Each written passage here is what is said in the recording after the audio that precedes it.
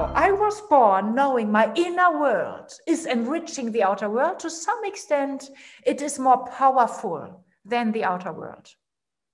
And then the whole cultural conditioning for you, for me, for everybody can be broken down into the outer world managed a way to say, no, you have to collapse. You are smaller than me. You have to obey. You are a disempowered being. You are in danger and I'm in charge. When we recover from that in the third stage of shaking, we recover from that illusion and know every freedom is inside. Bring the prison on. Who do you want to tame?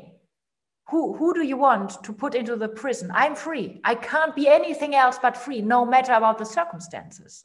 So that means, and that is why your question is so brilliant, it means when I'm, for example, in a situation where I feel with my partner or somebody else, I feel like completely disempowered, completely overwhelmed.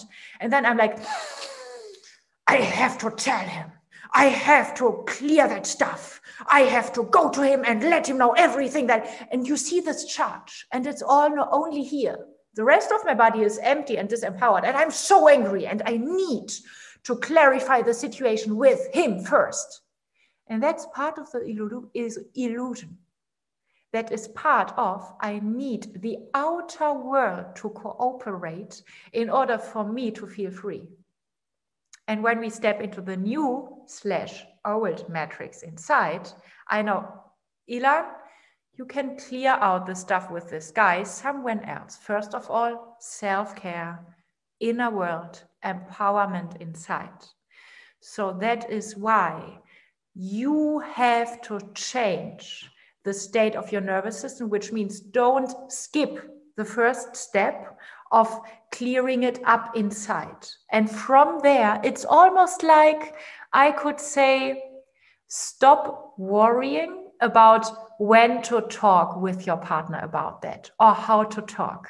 Because if you truly step into the inner radiance of how rich you are, you have full access to all your dignity. And that might be ending an abusive relationship. Don't get me wrong. This is not about being pleasing everybody, but it is also about having a sense of you do not have to throw bombs into a space that just came from your own inner trigger.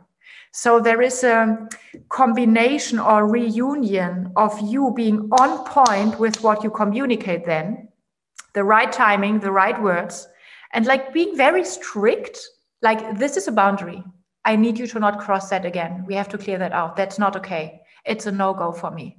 And you will communicate without non-violent communication or anything. You will communicate it in a way that the nervous system of your partner gets it.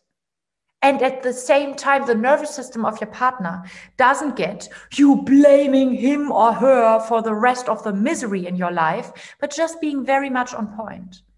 You are not blaming from a victim state, but you are teaching from a state of learning yourself. And that's a super touching experience for a partner. And it's super touching to then being confronted with a mistake that your partner might have done with full somatic empathy, without this kind of mental, oh, and I'm right, and you are wrong, and you say sorry. Just this inner kind of, know what? It feels so wrong. I need us to clear that out. And this inner peace and dignity and efficiency in communication comes from you doing your job fully inside first.